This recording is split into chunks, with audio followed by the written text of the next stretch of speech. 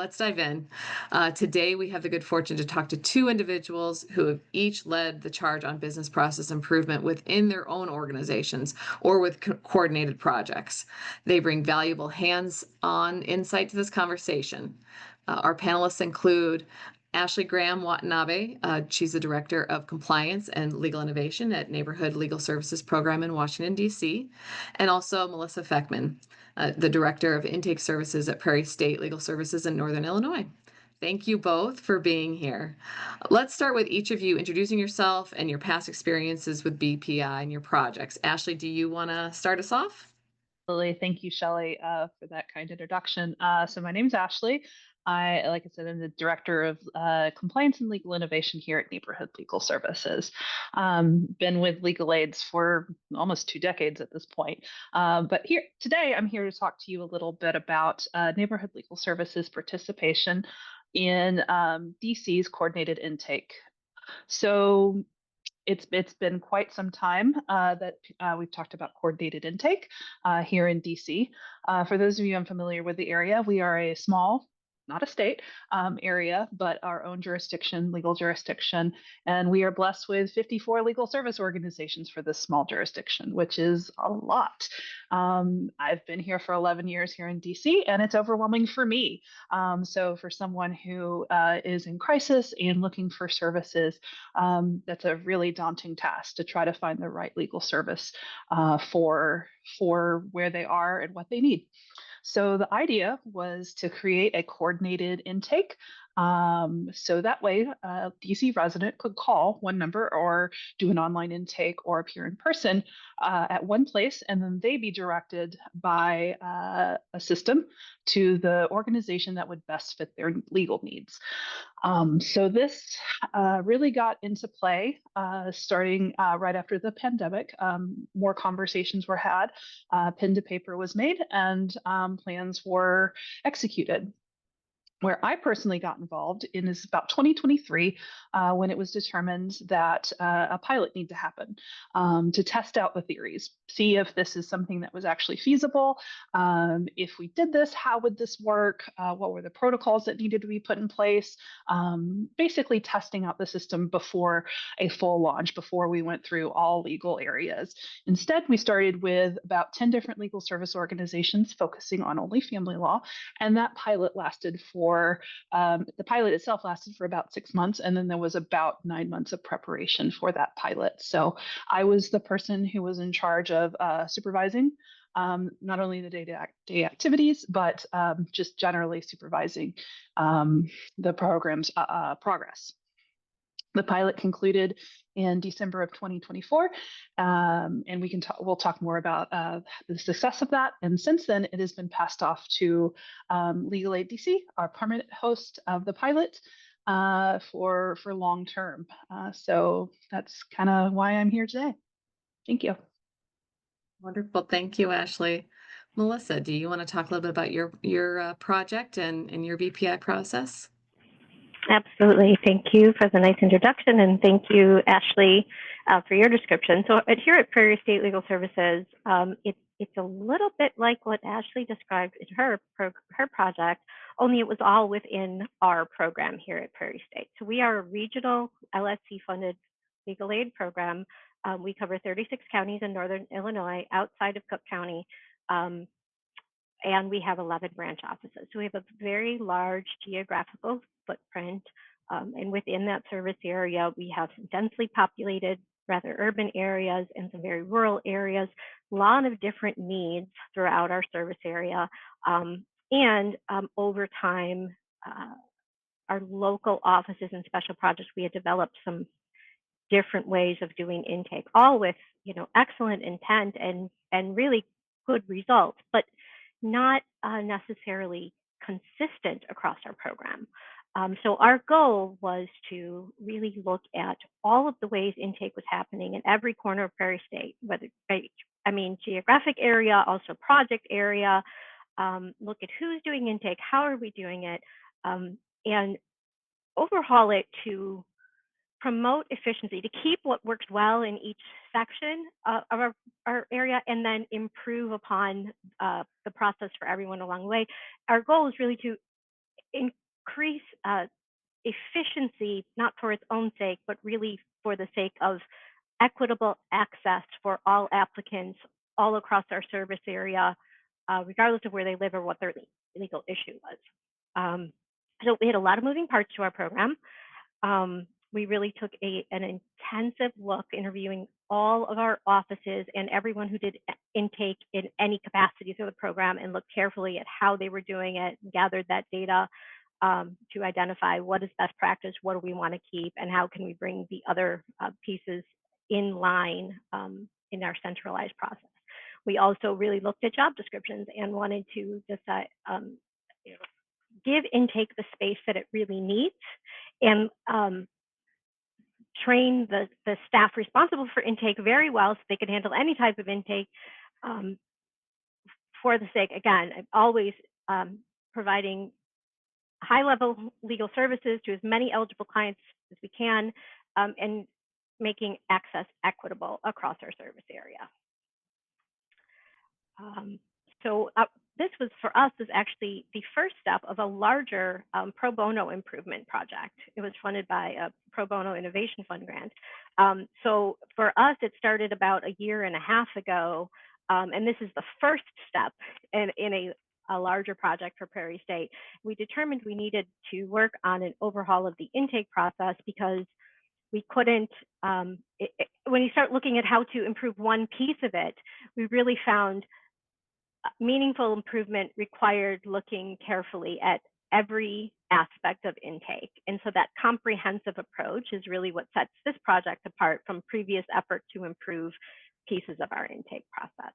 Thank you. And thank you for mentioning how this was funded. I think that's an important piece, and a lot of groups that are considering BPI will want to know what are the steps to take to get this work funded, because without that, you're not able to always make these types of big improvements in your organization. So let's just take a real quick second to talk briefly about that. So Melissa, you said this was a pro bono innovation fund, a PBIF through LSC. Ashley, can you talk a little bit about how your project was funded, and then I can mention a few other options that other groups have used. Absolutely. So one of the big funding methods for this project was the Technology Improvement Grant through LSC. I see from the attendees we have Jane and Angela, who are from LSC in the TIG office. So really glad that they're here to hear about the projects that LSC is funded. So one of the organization who kind of started this conversation in earnest was the DC Bar Foundation, who is the organization that essentially distributes the DC Council's money for access to justice. And DC Bar Foundation essentially contacted us because they wanted to partner with us to go after the TIG grant to explore that funding option, because the TIG grants, for those of you not familiar, really do offer a lot of really interesting fundings for these big projects, like Shelley was mentioning, to make this as innovative as possible and to give that leeway to make those big changes. So we really got involved to apply for that TIG grant. And that covered quite a bit of the pilot's work. In addition to TIG grants, we also received DC Bar Foundation money to go forward. It was brought before the council. The council gave a little bit of money for that, the DC Council, and then there was also private funders as well that gave to our efforts for funding. And Melissa, I guess you introduced this idea. Did you want to add anything else about the PBIF in general? No, nothing specific. It was for us the single source, and it really turned out to be an integral part. Intake improvement turned out to be an integral part of overall improvement for the pro bono, and it just so happens that the rest of our program has the opportunity to benefit from that improvement as well. So it turned out to be a win-win. Exactly. It's something that you may not have initially, or most groups wouldn't initially think pro bono and intake, but it is, of course, the source of those pro bono cases eventually. So it makes complete sense. So that PBIF, that TIG or TIP, technology improvement or technology innovation grants or projects through LSC, all of those through LSC are a major source of these improvement projects for BPI. You also have, we talked about, bar foundations or different state bar associations, but also maybe the state funder that has IOLTA funds, and also access to justice commissions are all very common places where funds come through. And so if you are looking at to improve one of your systems, and you're wondering whether, where to look for to find those funds, those are some really common options. So thank you for mentioning that, Melissa, so we could address that, because I think that's a lot of people wonder. That first step is kind of challenging, and sometimes that first step or second step maybe is finding where those funds would come from. So I do want to kind of just take one step back though, and you both started talking about the issues that you were seeing within your organization. Was there any a previous step or kind of first step before that that you're looking at to that you talk to different stakeholders or any kind of other things that you address to come to the conclusion that it was time to either coordinate intake or to streamline, centralize? Is there any kind of steps before diving into these projects? Yeah, so as I mentioned, coordinated intake had been discussed quite a bit through DC for quite some time, because we are blessed with so many different legal service organizations and opportunities for our residents to receive legal assistance. So it's one of those things where everybody kind of has this big project and wants to do it and has that excitement to it, but it sometimes feels really too big for any one organization to tackle. So it was with our DC Bar Foundation's leadership that says, you know what, we've been talking about this for enough. Let's put pen to paper. Let's get working. And we actually DC learned from A2J and Joseph, who was head of A2J, about the work they were doing in other jurisdictions about coordinated intake. And DC Bar Foundation and other stakeholders began to partner with him about exploring opportunities and options for DC. Additionally, not only bringing in the technology side of it, we also really wanted to bring in community members, those who would be using the system. Ever since the beginning, and rightfully so, it was very important not only to make this something that makes legal services more efficient, but it is a user-friendly, high-quality opportunity for residents themselves. It's really kind of a worthless product if it's not going to be giving the highest customer service that our residents really feel proud of and feel it is a true resource that they can refer to their family and friends. So it was really important to bring on the residents, not only through getting their opinions, but focus groups, community studies, everything from what name should we choose to where do you want to see the resource center being brought. So that was also really important. And it was also really important for us to, at the very beginning, bring on evaluators to study what we were doing. Sometimes if you're ever in a project, you realize you maybe not are able to see the whole picture. You're kind of get that blind spot.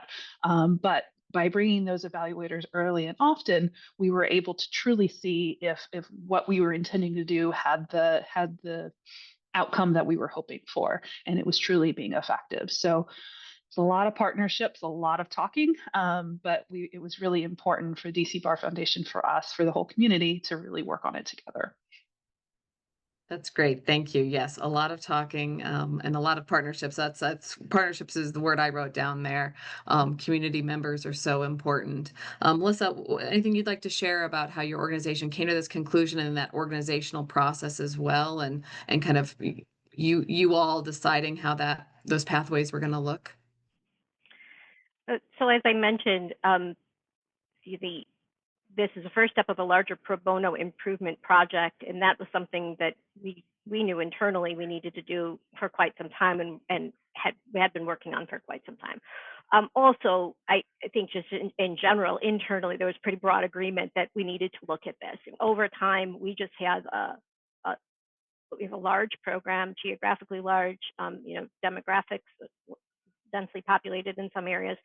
And over time, as we had the good fortune to grow with special projects, grants, and funding different projects, we would create special ways in the door for just little, one piece, and sometimes, tack intake on to one person's job in a special project. And just over time, the number of variables that they had grew to be so enormous that it was really difficult to manage. So,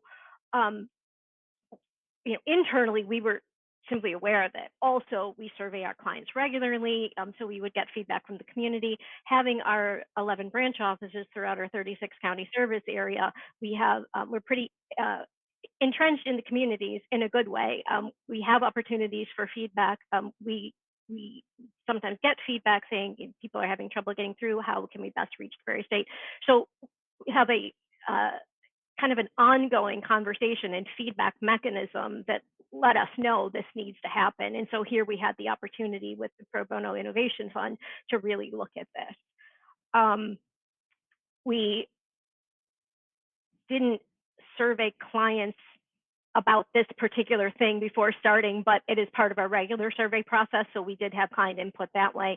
And during the process, as we did our intake process mapping, we surveyed our staff, we surveyed our community partners, we did have client input. So we sought input as to how we move forward, but we kind of already had the information to know that it needed to be done.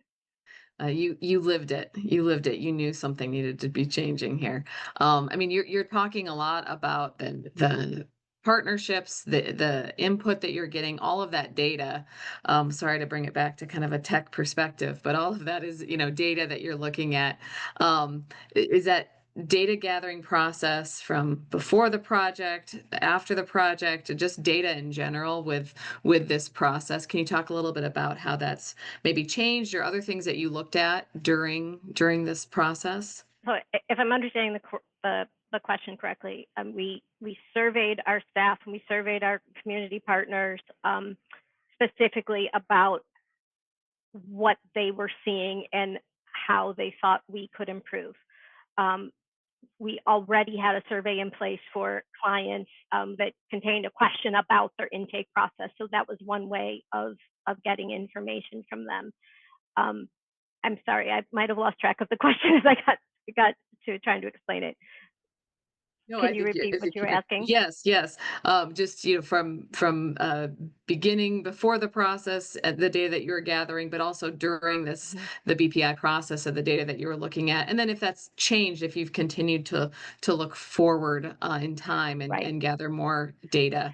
And actually, there is a question too in the chat that I'll just repeat too, because I think it kind of lends itself to this as well, which is, and of course now I've scrolled away from it. I apologize. You continue, and I'll come back to that, Melissa. Well, so as I mentioned, as part of the process mapping, we surveyed these different groups of people, and we've kept our staff informed, sought feedback that way, continued to monitor those routine client surveys for any input, and now that we have the process improvement tools in place, we are just now getting to the point where we are starting to see some data that we can use to measure the efficacy of what we've done. We know for sure that the client intake process is improved, at least to a certain degree. If for nothing else, when people hit a lines full message or they find out we can't take their case, they're able to get to a person that tells them that answer in a matter of minutes, as opposed to, and having made just a few selections on our phone tree, as opposed to several selections, complicated messaging. So, we're not necessarily able to give the happiest answer to everyone, but we know that the process is improved. And we don't yet have a ton of data to measure it just yet. but we are working on those evaluations tools, starting to look at how many calls did we answer in the month of June, which is the first full month having launched our new phone system, and we are right where we expected to be. We're just in the process of gathering that data and need some time to use them in order to find out what story the feedback is telling. We're just starting to get it now. That's great. Thank you. Ashley, anything you'd like to talk about with your? Yeah, this is kind of a cop-out answer in the sense of we hired people to do this for us, which I highly recommend. They were fantastic partners and really brought that expertise of data analysis that they didn't teach us in law school, so I don't know.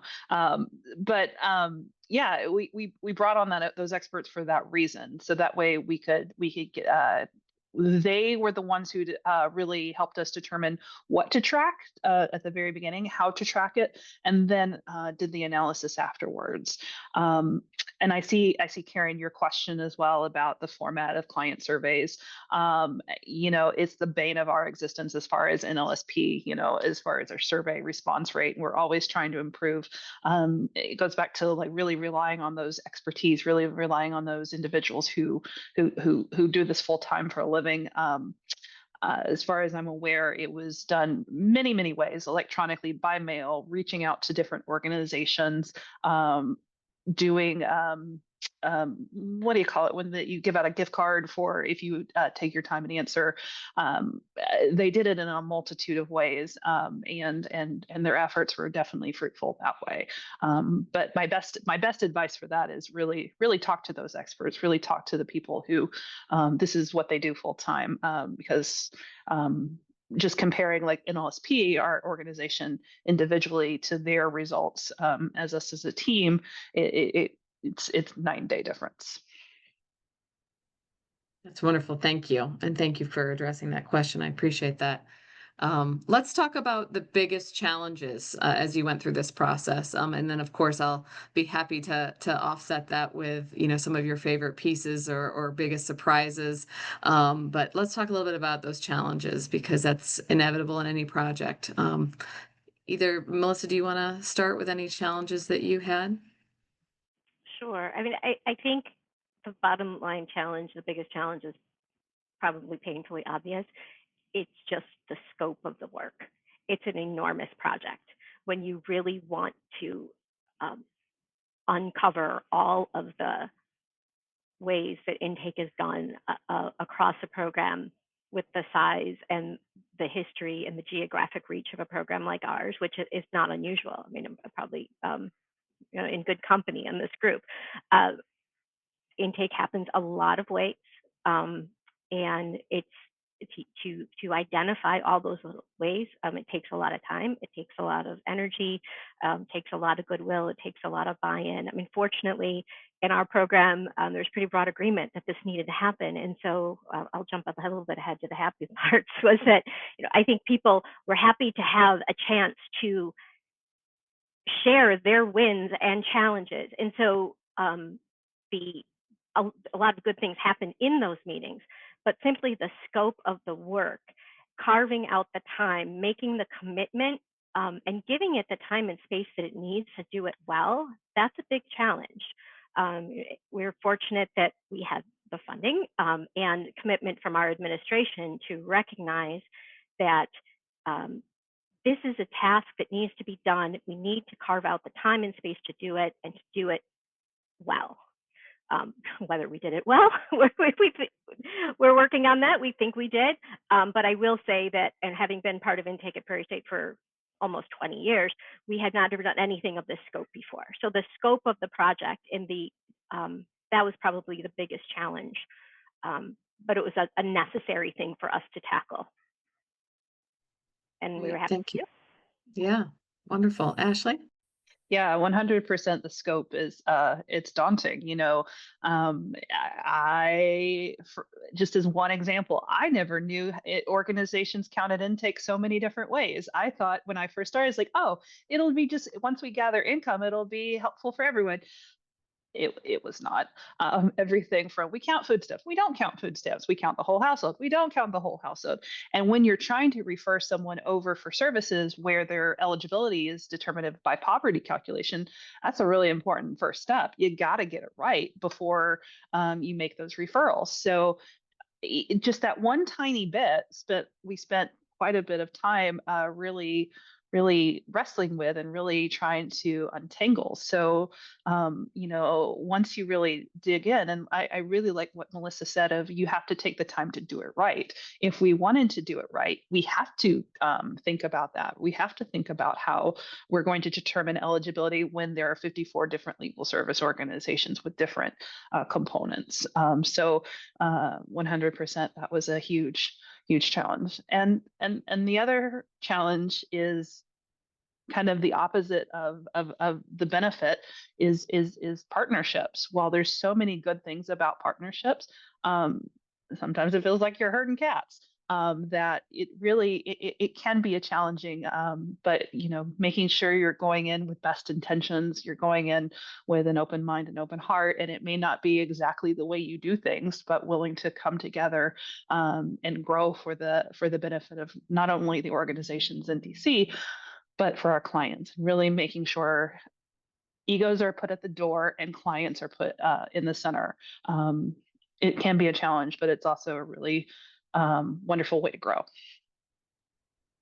That's great. I wanted to just follow up a little bit on something both of you said, but Ashley, you're talking about those partnerships and that difficulty. Of course, is whenever we all work with other organizations, and it's an important thing to have, but it can be challenging when you're working on a project like this with this kind of scope.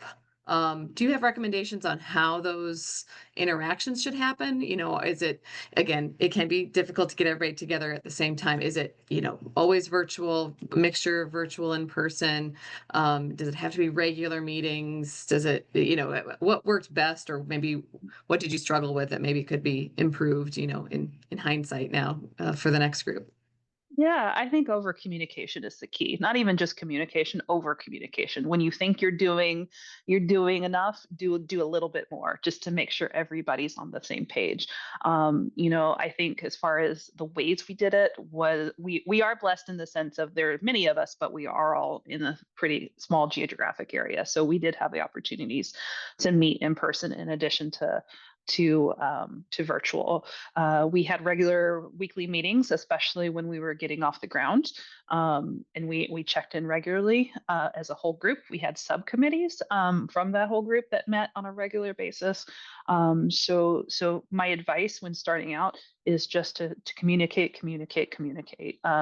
Because if I ever got a tattoo, it would be clarity is kindness. That the best thing you can do for partnerships is to be upfront, transparent, and constantly checking in on one another. That seems to be the best formula for success. That's great. That's great. And Melissa, kind of a similar question to you, but yours is internal versus external. Did you find, and you could talk a little bit about of how we met with staff and talked with staff and met with you all, as well as the intake specialists themselves. But things that you saw that worked well, or things that you think, okay, the next group, I recommend you try it this way. I will say, just in general, I am always so pleased to see how staff in general want to work to these projects. Like you said, Melissa, like everybody wants to see that next step. They want to see growth. And so they are happy to talk to you about the process.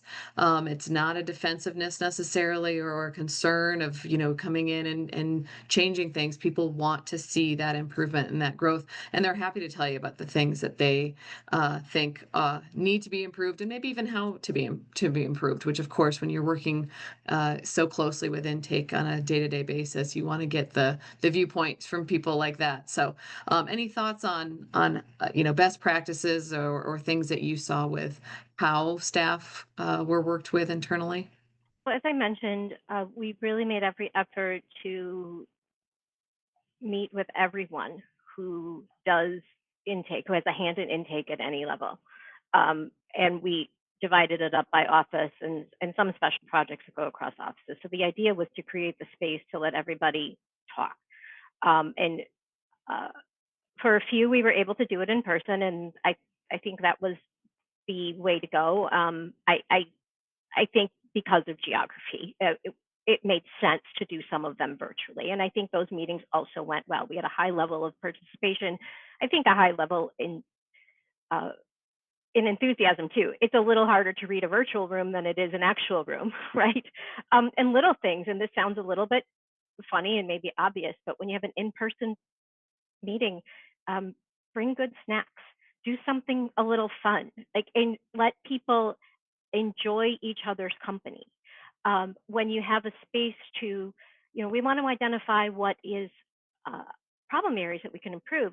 Also allow space for people to talk about what works well, share their wins, and let people build up, share those ideas, because that's where we find the ideas for improvements that, like, I didn't even know. I've been in intake at Prairie State for 19 years, and I learned a ton by meeting with people in other offices that we just never had a chance to talk at this level about these things. So to the extent that's possible, creating a congenial atmosphere where you're really there to listen and learn, and do a little something to make it fun. And let people enjoy doing something out of the ordinary for a while. The conversations then, we were able to have the conversations that we needed to have, and I think we got the information we needed to get. And I also think that goes a long way to help buy-in. Like, we have heard these things. We have decided collectively we need to give attention to this, maybe over this other thing at the time being, but we have heard it and we've acknowledged that this is also something we want to work on. So, it's all part of the learning. And when everyone has had a chance to speak, and we can, as Ashley said, communicate about then, with this information we've learned, how we've made the decisions on what to focus on going forward. I think it goes a long way when people know that they have been heard and have had a chance to input into that final project, even if it didn't go exactly their way. Right. Absolutely. And I really personally take to heart the good snacks comment that I know we've talked about before, because when we go and do these discussions with different groups, we do really try to make sure that we have those kind of good snacks, because that really goes a long way. I will just add on to that, different fidget toys, sitting around a room and having staff just kind of loosen up as they goof around, because they don't usually get a chance to do that in such high stress environments, dealing with real life situations that are very challenging and very emotionally challenging in a high stress job. So it's nice to see people relax, and that's part of the BPI process, is to get people together, ideally in person, but we've definitely done a lot virtually. But to really just step through the entire process, because it is fascinating to hear how other groups do things, or people in your own office sometimes, are taking a process in a different way, and maybe that's the better process, and it'd be a lot easier if we all did that. So it's really nice to get that kind of fun atmosphere and laid back atmosphere to get some of those ideas to come out. So thank you for that. I do want to talk a little bit about kind of the next steps you see, but before we do that, I think I'd like to talk about technology, because I think technology is definitely a huge component to all of this. And I know, Ashley, you mentioned that earlier too, about the importance of getting together before you even look at the technology. But do either of you want to talk about either the technology that you were using and then what you've changed to, or even just things that technology that was brought in that you thought worked really well for your projects? Either one of you want to start. I can start. I will say our friends here at A2J who are on the call probably could talk more about the technology than I could, but so I will try not to embarrass their work from my understanding. So we did partner with A2J to build out a system that was designed to not only gather the information of the applicant, but also determine which organization would be the best fit for their legal need. And one of the things that really went into it was understanding each organization's individual eligibility requirements. I kind of talked about this a little bit, about how each organization counts income different. Each organization may count assets. They might have specialty requirements, characteristics, such as they focus on survivors of domestic violence, immigrants. We're the LSC organization, so we have to care about citizenship requirements. All of these things were built into the system to help our navigators, those who are doing the intake, to make the best determination in referring over to an organization. So I understand it to be built on Stacker, that it was specifically built for this purpose. We're in kind of right now, we finished the pilot, the full launch is coming. So while the full launch is coming, there's been updates and improvements to the system that I'm sure our friends at Legal Aid and A2J can talk more about. But we had once the pilot was finished, a viable system, a system that was able to make those determinations. It wasn't a system that operated outside of the human touch. What the system did was basically give us ranked choices as far as the best fit for the organizations. And the organizations could go in and change their capacity if there's any different areas of law that they're focusing on, any different changes to their eligibility requirements. And so the system was able to help the navigator identify, and the navigator would take that extra step in making the actual referral within the system that way. Thank you. Yeah, Melissa. Here at Prairie State, we also have a new program developed in Stacker by A2J Tech. Thank you, Victoria. It's our case acceptance priorities tool, and it is really an amazing tool. Can't say enough about it. Still learning how to use it, but can't say enough about it so far. It's a single program that houses our case acceptance criteria for all of our offices and special projects in one area. It allows us to it created a platform for us to use more consistent language, little things. I think it was Ashley who mentioned earlier, like when you talk about how you define intake, or even with the programs, like the terminology that we use, even across our program, was so different. So seeing it in this new format, in this new presentation, this new method of presentation, helped us unify our language and really create consistency. Where there was a lot of variables that didn't need to be there. It also has a mechanism for our local offices to notify the administrators, and I'm one of those, when they have something they want to expand or close. The change request log comes right in through the CAPS tool, and then I respond to it right in the CAPS tool. So there's a record of who needs what changed, and it's all tracked and completed inside the tool, which is so much more efficient than somebody sending an email. And that we hope, well, I mean, not just that we hope, we had a mechanism for getting the approval and making sure the finished product got into the Google Sheet we were using the right way. But there were a lot of steps and room for error when you have emails flying around in cyberspace. So the fact that we have this one spot to house the actual criteria that can be sorted by priority, by county, using plain language word search, it is amazing. But then a key feature of it that is really helpful to us is having that change log mechanism built right into the tool. Reduces time, reduces room for error, and it just helps us get where we need to go faster. The presentation of the material is a lot more clear than it was, and it is designed intentionally that way to be used really broadly by more people in our organization that previously didn't have to consult our case acceptance tools. But part of our centralization process is we want to move up that decision-making process from screening to getting the case to the attorney who will ultimately deliver the service. Kind of sooner in the process. We would have screening, then we'd have a telephone counseling attorney looking at it, then maybe sending it to an office for the office to decide would it be an in-house case or a pro bono case. Trying to move that decision-making process up and helping the intake specialist identify that service delivery unit earlier on in the process. And they're very capable of doing this. We hadn't had a mechanism to share the criteria in a way that made sense and was easy to make sure was accurate and updated and just readily available to everyone. So this tool makes the information that existed in kind of a more disparate form in this one spot that is much easier for all the tools, all of us to use.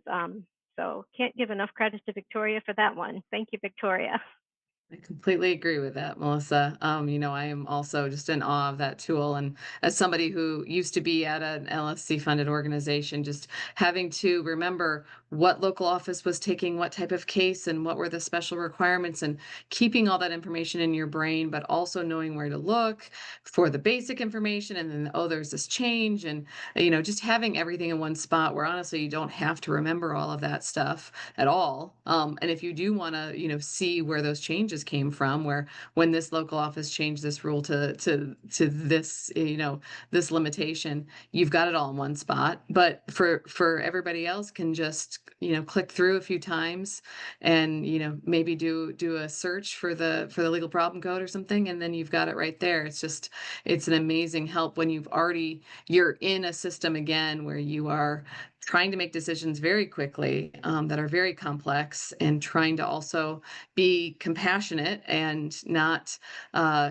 treat that caller as just another number coming through. And so I'm very excited for you with that, and I appreciate Victoria's hard work on that. It's a great tool. We do have a question specifically, actually, about kind of balancing that efficiency with client care, but also making sure that you get all the specific questions that you need in intake. And I'm wondering if either of you have any thoughts after going through this process of guidance on how long that intake should take, or what factors maybe you should look at to determine how long those intakes should take. Any thoughts on that? I may be in the minority, but I don't really like to put a number on like how long an Mhm, intake should take. mhm. I am a firm believer that this is intake is a customer service, and that anytime regardless of how we're played or how the public is facing, um, we should do our utmost care to be as compassionate, considerate, and high quality as we can. Now, we definitely have tips for those clients who maybe want to tell their whole story and talk about their childhood dog and what flavor of ice cream they like and this, that, and the other. But I personally don't want to put guidance on like you need to do 8 intakes an hour or this should only take 7 minutes and things like that. I think where the concern I would come in is if it's someone is consistently taking significantly longer than others. But that's just this is my personal opinion. Yeah, absolutely, Melissa. We take a similar approach here at Prairie State. And I mean, frankly, our business process project here has been about how to get people to our door efficiently, equitably, and ensure basically uniformity, not for its own sake, but to the goals of equity and efficiency. We haven't been looking terribly closely at the actual screening questions at this point. Now that we have these tools in place that help guide people to our door better, I think we are in a place where we can start scrutinizing the questions and perhaps, identifying things we could let go for the sake of efficiency. But we are very concerned with the quality of the experience and the customer service aspect of the job. We're a law firm, of course, but there's customer service elements to it. Regardless of how they get to our program, how we want people to have a positive experience interacting with our staff on the phone, even if the answer is no, Prairie State can't help you, right? And so to give them some space to tell their story while also maintaining appropriate control of the interview, so we're not learning too much when we shouldn't have information, and not taking up people's time when we know we can't help. But I'm right there with Ashley saying the intakes we need to allow the individual screening to take what it takes.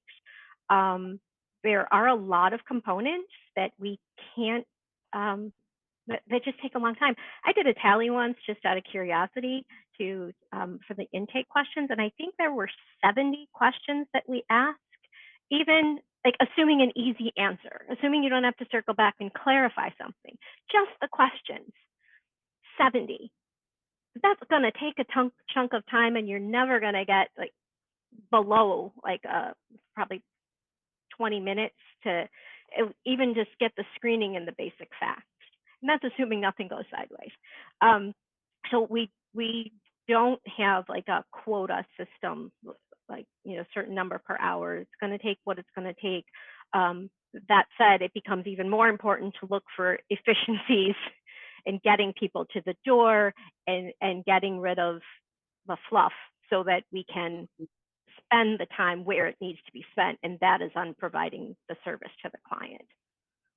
Absolutely. And I think that's exactly right. Is a lot of this process improvement is looking at what other processes, not so much the conversation that you're having with the client, but what things outside of that are interrupting that. So that conversation can happen better. And so things like callbacks, a callback can just lead to so much wasted time that you could be spending with that client. So is there a way to avoid a callback, schedule an appointment, send text reminders so that improves that connectivity? Also, removing grant questions, those 70 questions, are 5 of those for a grant that we don't have anymore? Or, are they for a grant that we only need to report if we provide, extended representation? So we shouldn't have it at the intake step. Different questions like that to ask, are there better ways to ask that question to avoid that complicated answer when you just need that simple answer? And then sometimes it's technology. Sometimes it's can the field that we're using to collect this work smoother, so that we're not having to duplicate things or having to re-ask a question because age is not presented on the page. Different things like that throughout the process, I think, can look at, so that you don't have to worry so much about the amount of time you're talking with somebody, and you can actually focus on them. So I think that's a really good point to bring up. And Sarah, thank you for that question. You also mentioned about a confidential form that you use to fill out to assist with intake, and that question that you have here, that you're explaining, that allows people to give us questions without needing to talk to somebody on the phone. And that form you can kind of triage. Makes me think of an online intake application. And I know a lot of groups use an online application, ideally one that feeds directly into your case management software so that you can minimize that time, that manual duplication time. Similarly, an electronic referral form, which can be kind of like an online application, but for your partner agencies. So I don't know if Melissa or Ashley want to talk a little bit about your electronic referral form or online applications at all. Sure, I'll jump in on that one if you don't mind. We just that was another piece that A2J Tech built for us. We have an electronic referral form that we are sharing the link with our community partners, rolling it out slowly and carefully so that we're not flooded with things that, we don't want to create another bottleneck. That's the exact opposite of our goal, right? But we're rolling it out, starting to use it this week, and it shared carefully with community partners that are aware of the types of cases that Prairie is able to handle. They fill out the electronic referral form, and it gets dropped right into Legal Server as a pre-screen. So we are not having to type in the information like we would if they emailed us a PDF where things were handwritten or even typed in.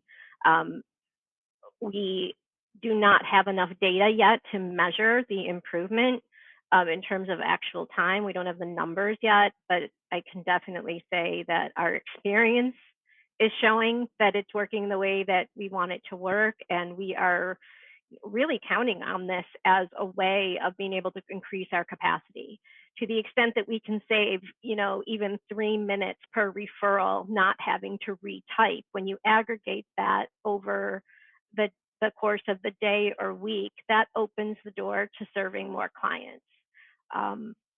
So we're looking forward to increasing that usage. And that was another shout out to A2J for your work on that form for us. Yeah, we use things similarly as far as online referral system. One of the interesting things that we did was, as I mentioned, we wanted to really start out slow when it came to testing the systems before we opened this up to the public. What we did was we started with community referrals, online referrals, and so essentially A2J built us a sheet where community workers, social workers, the court, the self-help organizations, or other legal service organizations could refer us these clients electronically. And very similar to what Melissa says, the information was populated within the system, didn't have to be retyped. It had all the basic information. So all the our navigator had to do was basically confirm that information was correct, and save time as opposed to walking it through.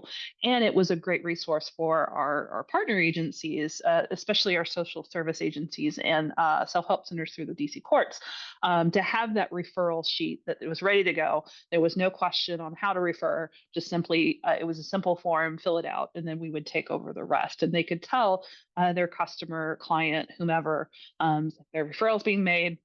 You're gonna be called back within 2 business days, and continue the process. So not only it was great to have that opportunity, not only for clients but for partner organizations as well, to have that online referral forms. That's great. It's wonderful. I mean, there's fascinating part of the BPI process is looking at all of those different ways that people otherwise come into the system.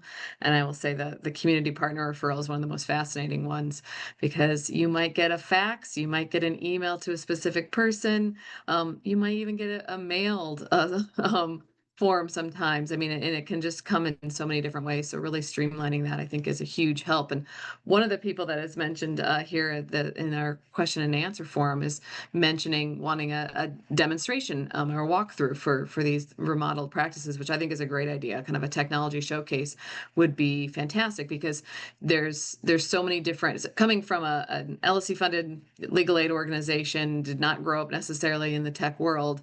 I don't know what's not out there, and if you don't have that kind of shown to you, maybe at ITC or some conference, you wouldn't know that it's there. And some of them are very accessible options that organizations can take on. And honestly, sometimes it's just an improvement of the process that they're already using, but there's different bells and whistles that you could be using. So I think that's a great idea, and I made a note about that kind of technology showcase. So thank you for that question. Well, we really appreciate all of your time you've put into these projects and really focusing on improving your systems and making these services work so much better for your populations there in DC and in Illinois. So thank you so much for your time, and thank you for all of our attendees, as well as Victoria and Bailey helping on the back end there with questions. So thank you, everyone, and we'll send out some information here along with a link. So thanks, and have a great rest of your day.